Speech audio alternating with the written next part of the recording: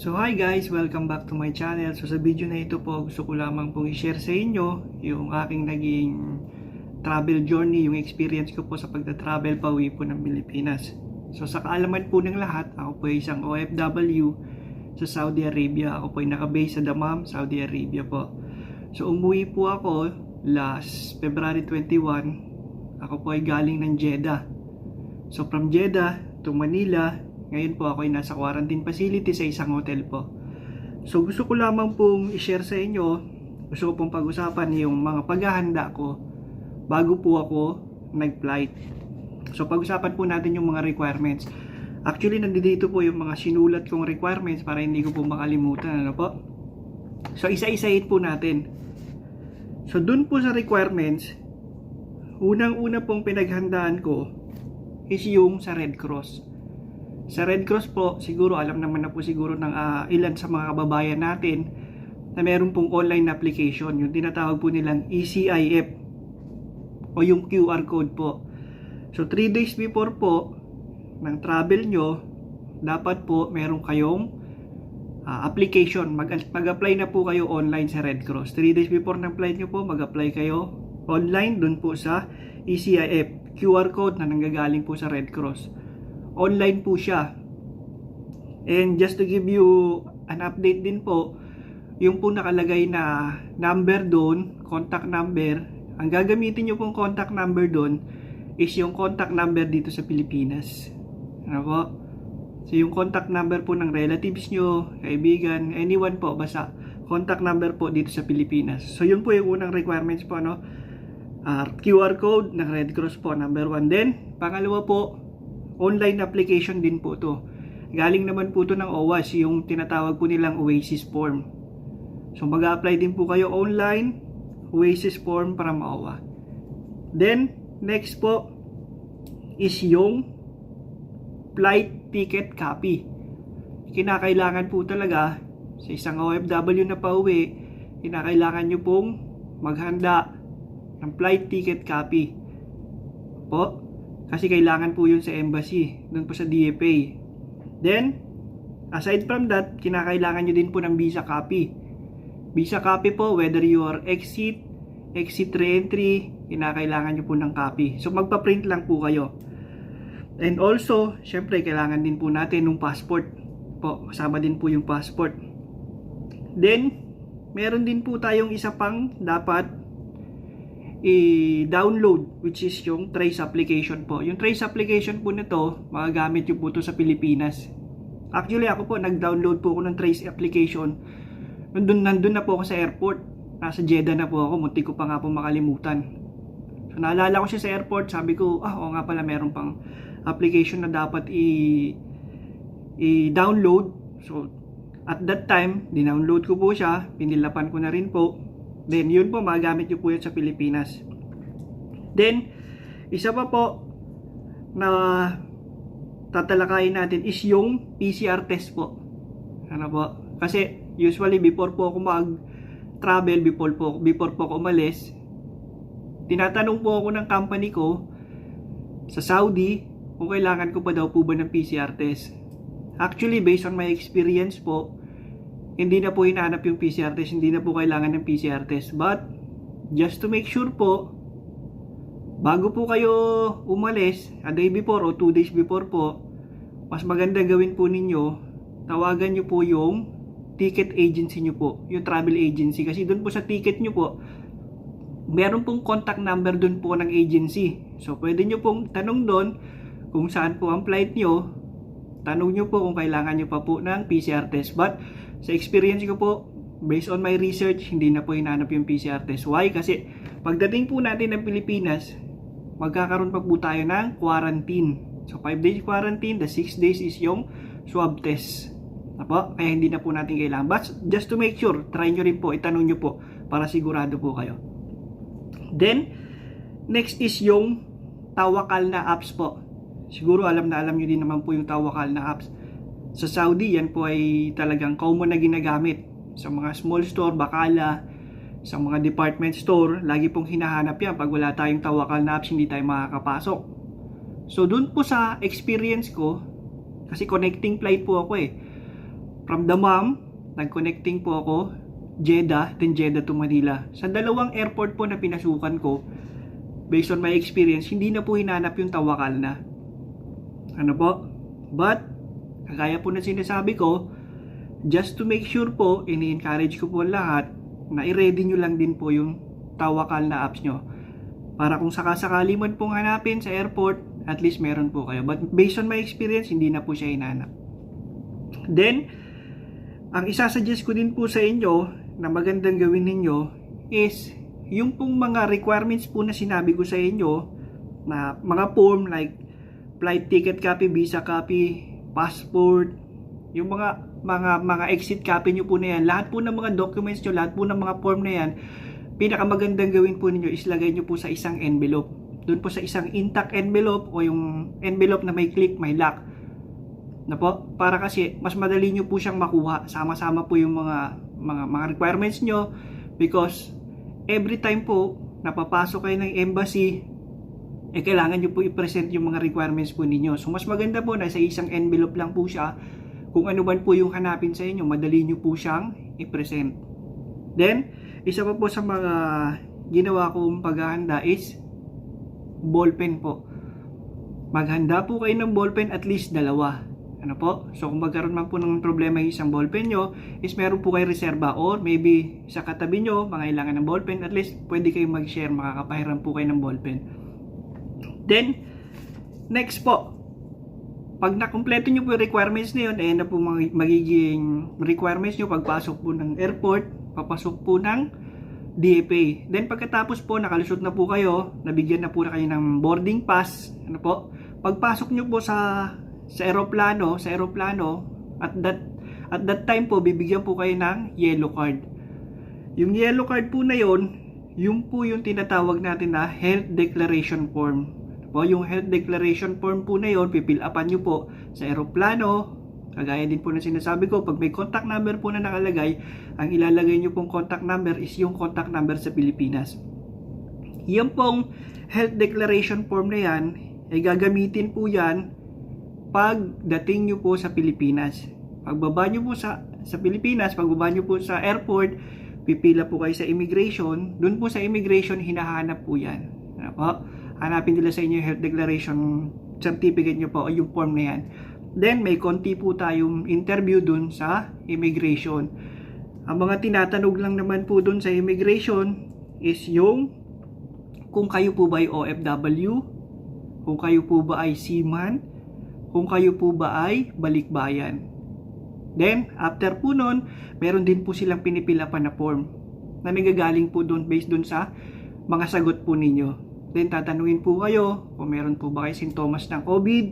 Tatanungin po kayo kung nagtitake po kayo ng medication, meron po ba kayong maintenance, meron po ba kayong sakit, diabetes, high blood po ba kayo. So yun po yung first step po pagdating sa Pilipinas. Sa immigration po may konting interview lang po. Then after po ng interview sa immigration, dediretso naman po kayo sa isang room. Na po. Itong room po na to is ito po yung briefing na magagaling naman po sa Coast Guard. Briefing po ang lahat regarding po dun sa hotel facility na inyong tutuluyan. So pagpunta nyo po sa room na to, briefing, and then bibigyan na naman po kayo ng 2 form po. Ano po? Yung 2 form po na yan, pipil upan nyo po. So ang suggestion ko din po sa inyo, mas maganda po kasi mas mabilis po kayo makatapos na mag-fill up ng form, mas mabilis po kayong makakalabas. Ano po? Yung 2 form po na yan, yung isang form, ibibigay nyo po sa immigration yung isa. Pagbigay ng form sa immigration, dediretso po kayo dun sa baggage claim. Then pagkuha nyo po ng baggage nyo, yung isang form naman po, ibibigay nyo yun dun sa exit. Dun po sa exit, nag-aabang naman po isang empleyado po ng OWA. Kukunin po nila yung form na yon. Then after that, exit na po kayo ng airport, dala-dala nyo po yung bagahe nyo, bibigyan po kayo ulit ng food. Apo, yung pagkain na yun po, tanggapin nyo po, kunin nyo, kasi yun po ang magsisilbi nyong pagkain pagdating nyo sa hotel. So paglabas ng airport, bibigyan ng pagkain, bibigay yung huling form dun sa OWA, then diretso na po kayo sa bus. Doon naman po sa bus, meron po nag-aabang doon ng mga empleyadong itinalaga po ng OWA para mag-assist po ng mga baggage nyo. Doon po sa bus na sasakyan nyo, doon po ilalagay yung mga baggage nyo. Hindi nyo na po kailangan problemahin po paano nyo ilagay yung baggage nyo kasi may mga naka-assign na po. Pag akit nyo po sa bus, ang gagawin nyo na lang po is, again, meron na naman po kayong pipirmahan na dalawang form. Na po. So yung dalawang forms naman po na pipil upan nyo na yon, doon po sa bus, is yun po yung admission po. Yun po yung admission form para sa hotel po. So after nyo pong mapil upan yung dalawang form na yon, dadalhin nyo naman po yun ngayon dun sa hotel facility po na tutuluyan nyo o yung hotel quarantine po na tutuluyan nyo. Then, ito po, share ko na rin po sa inyo, dun po sa bus, right after nung kami po ay makasakay ng bus, meron po dong mga transaction. So, transaction meaning may mga transaction po na nagaganap. Like, meron pong nag-aalok ng money exchange. Ang real po is katumbas ng 12 pesos po. So, tatanungin po nila kayo kung sino po ang gustong magpapalit ng real to peso. Papalitan po nila kayo ng 12 pesos 1 real. Then, meron din po silang ibinibentang SIM. Sa SIM po, 100 pesos po ang isang SIM. Wala pa pong load yun. Po, so 100 pesos po. Then, meron din po silang binibenta na plug. Yung connector po para dun po sa charger natin.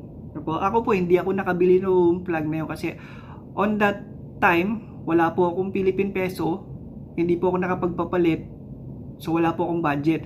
So, accidentally, hindi po ako nakabili ng plug, but pagdating ko naman po sa hotel, share ko na rin po sa inyo, ito pong plug na ganito, na charger natin galing ng Saudi, is may saksakan din po sa hotel. So, may isasaksak po natin, so nothing to worry po dito, na isaksak ko po siya.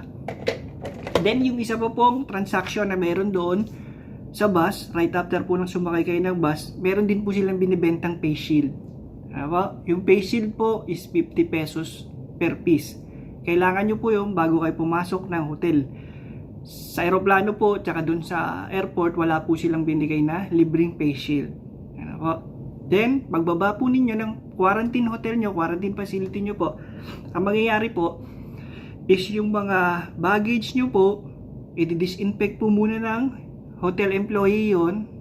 Ganon din po yung hand carry nyo, i-disinfect po nila, saka nyo lang po makukuha yung mga baggage nyo. Pag nakuha nyo po yung baggage nyo, dediretso po kayo sa lobby ng hotel.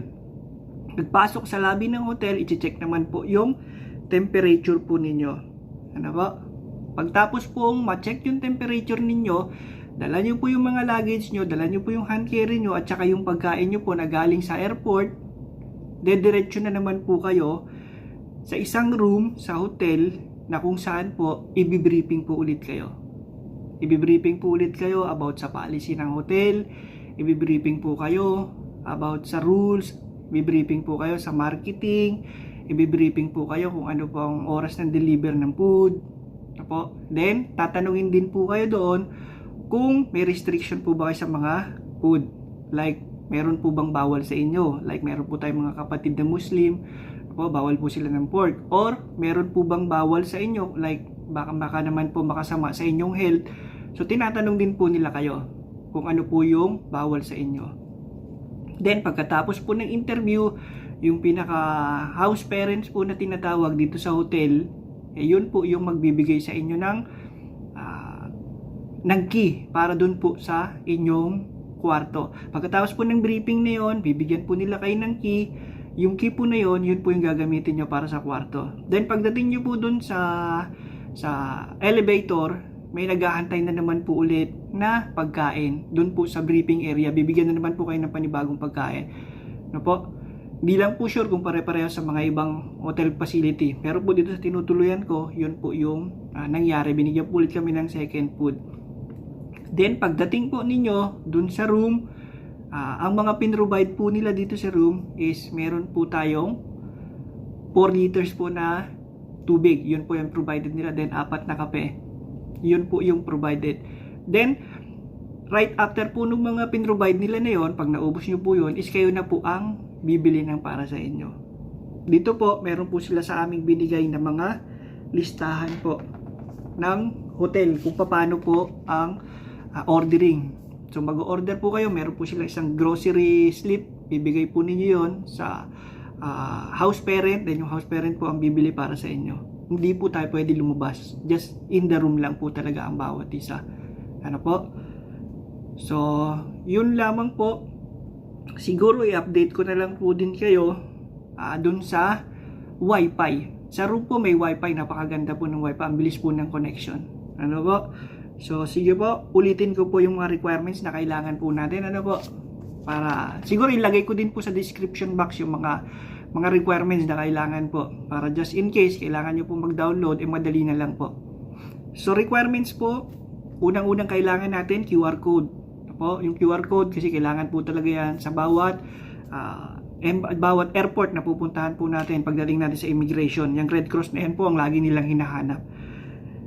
QR code ng Red Cross, Oasis form, passport, flight copy ticket, visa copy, exit re-entry, kailangan nyo rin po ng copy, trace application, apps po to, kailangan nyo rin, Tawakal na apps, mas maganda po, ready nyo na rin po, PCR test, tanong nyo po muna sa travel agency nyo kung kailangan pa ba o hindi na, but based on my experience po, hindi na po siya hinanap, hindi na po natin kailangan.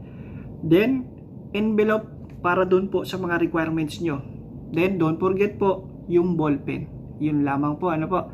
So, siguro po sa mga susunod na video natin, i-update ko rin po kayo kung ano naman po yung magiging kalalabasan po ng ating PCR test o yung swab test, no po.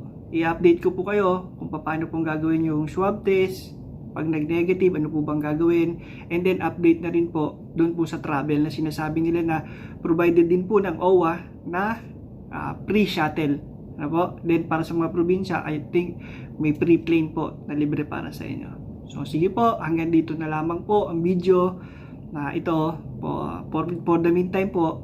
So God bless everyone po. I hope na nakatulong po sa inyo ang video na ito. Don't forget po to subscribe to my channel. Then update nyo lang din po yung iba nating mga kababayan na sa tingin nyo po ay kailangan din po ng information about pag-uwi ng Pilipinas. So maraming salamat po. God bless.